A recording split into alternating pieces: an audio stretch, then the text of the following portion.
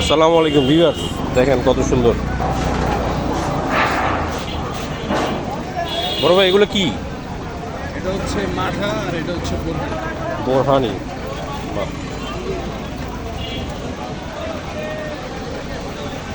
কিসের দুধের মাথা? এটা হচ্ছে গরুর দুধ।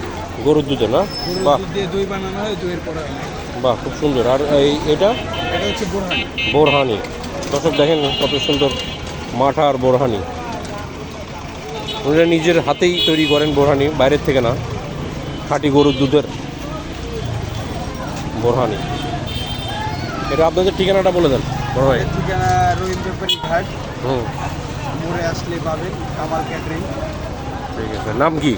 কামাল ক্যাটারিং, এটা কামাল ক্যাটারিং এর তৈরি। এই যে দর্শক, এটা উনিদের কি অ্যাড্রেস। আশা করি সবাই আসবেন। আসসালামু আলাইকুম।